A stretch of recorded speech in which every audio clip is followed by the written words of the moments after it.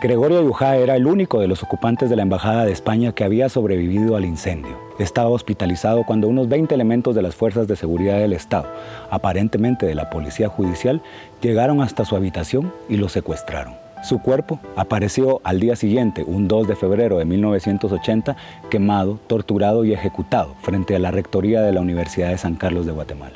Pero si esto no parece lo suficientemente macabro como para explicar algunas de las razones por las que somos una sociedad enferma y traumatizada, en negación por supuesto, aún hay más. Casi en paralelo al secuestro de Ayujá, se llevaba a cabo el velorio de los campesinos y estudiantes ejecutados en el incendio. Cuando finalizó y estaban por salir desde el Paraninfo Universitario en el centro de la ciudad hacia el cementerio, un grupo de policías atacó a los asistentes y 2 estudiantes más de la Universidad de San Carlos fueron asesinados.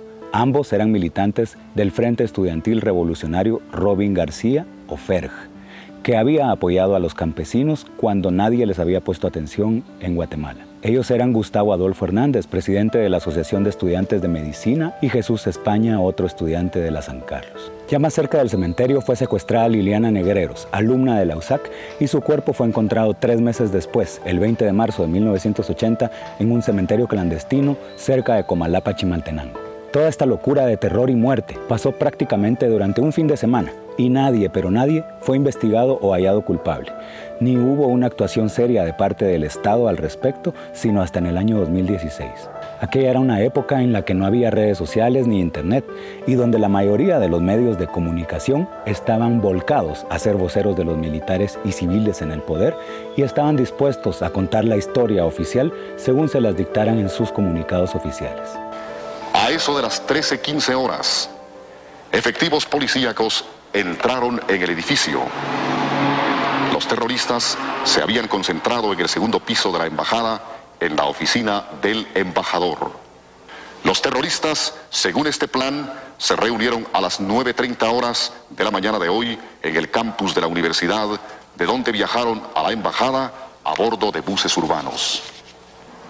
Cuando agentes policíacos llegaron hasta la oficina del embajador para pedir el desalojo de los terroristas, estos accionaron un número determinado de bombas Molotov que, al estallar, incendiaron inmediatamente el pequeño salón.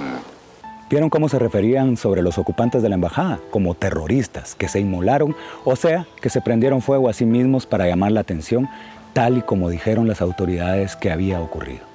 Una versión que, por supuesto, se creyó la sociedad por mucho tiempo, pues quedó instalada como cierta en el imaginario social.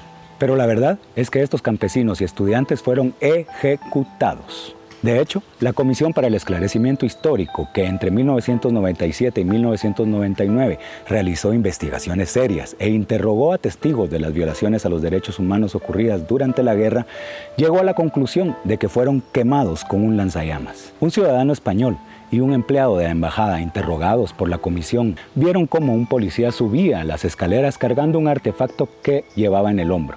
En febrero de 1980, la revista Cambio 16 de España publicó esta fotografía de ese día en la embajada, donde se observa a un policía con un aparato aparentemente de fabricación israelita. Aparentemente fue el que se utilizó contra los campesinos y civiles que estaban en la embajada, cuyos cuerpos además quedaron petrificados como muestra de la sorpresa con que ocurrieron los hechos.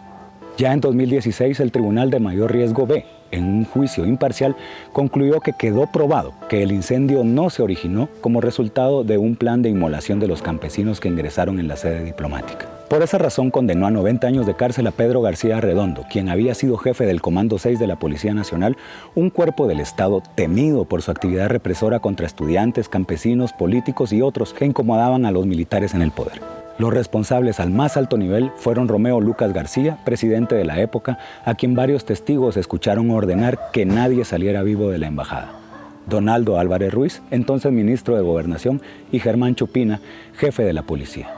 Lucas y Chupina están muertos, mientras que Álvarez Ruiz permanece cobardemente prófugo de la justicia. Esta historia, poco conocida por las nuevas generaciones, es una de tantas que marcaron al país y que explican en buena medida por qué somos como somos. El miedo y la impunidad crecieron con acciones tan inimaginables como estas que ocurrieron hace 40 años y que tantos traumas han dejado a la sociedad. Comprender estos hechos y demandar justicia no es querer vivir en el pasado o querer reavivar las heridas. Simplemente se trata de que para salir adelante tenemos que comprender nuestra historia, pues solo así podremos explicarnos el presente y construir un mejor futuro.